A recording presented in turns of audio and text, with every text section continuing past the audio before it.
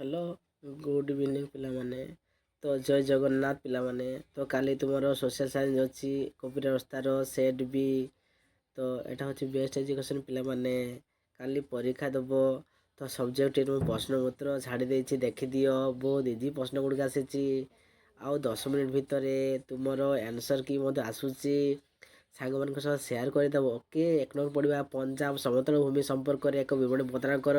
କିମ୍ବା ବିପତ୍ତି ଓ ବିପର୍ଯ୍ୟୟ ସମାନ ଅର୍ଥ ପ୍ରକାଶ କରୁଥିବା ସୁଦ୍ଧା ସେମାନଙ୍କ ମଧ୍ୟରେ ଥିବା ପ୍ରଭେଦକୁ ବର୍ଣ୍ଣନା କର। ତ ପିଲାମାନେ ଏଇ ପେପରଟା ତୁମର ଆସିଛି 100% ରିଏଲ୍ ପ୍ରଶ୍ନପତ୍ର। କମେଣ୍ଟ କରି କହିବ। ଓକେ, ତ ନେକ୍ସଟ ପ୍ରଶ୍ନକୁ ଯିବା ପରେ ଗୋଟିଏ ରିକ୍ୱେଷ୍ଟ କରିବି, ସବସ୍କ୍ରାଇବ୍ କର। ସ୍ଥାନାନ୍ତର ଦ୍ୱାରା କୌଣସି ଜନସଂଖ୍ୟାର ବୃଦ୍ଧିକୁ ସଂରକ୍ଷଣ ବର୍ଣ୍ଣନା କର। ଓଡ଼ିଶାର 2ଟି ଜାତୀୟ ଉଦ୍ୟାନ ବିଷୟରେ ବର୍ଣ୍ଣନା କର। তুমি ଜାଣିଛ କି ଜାତୀୟ ଉଦ୍ୟାନ ଓଡ଼ିଶା ଅଛି? କୁ ଯିବା, ଭାରତର ସର୍ବବୃହତ ଲୁଣି ହ୍ରଦଟିର ନାମ ଲେଖ। ଏହା ସମ୍ବନ୍ଧରେ ସଂକ୍ଷିପ୍ତ ବର୍ଣ୍ଣନା କରିବ। କିମ୍ବା ବନ୍ୟା ନିୟନ୍ତ୍ରଣ ନିମନ୍ତେ କି ପଦକ୍ଷେପ ନିଆଯାଇପାରିବ ତା ସମ୍ବନ୍ଧରେ। ତ ପିଲାମାନେ 100% ରିଏଲ୍ ପ୍ରଶ୍ନପତ୍ର ଆସିଯାଇଛି। ସାମାଜିକ ବିଜ୍ଞାନ ସବଜେକ୍ଟିଭ ଅବଜେକ୍ଟିଭ ମଧ୍ୟ ଆଉ ଟିକେ ପରେ ଆସୁଛି ୱିଥ୍ ଆନ୍ସର୍ କି। ତୁମେ ଆନ୍ସର୍ ଖୋଜିବାକୁ ଚେଷ୍ଟା କର ବର୍ତ୍ତମାନ, କାହିଁକି ସକାଳ ପରୀକ୍ଷା।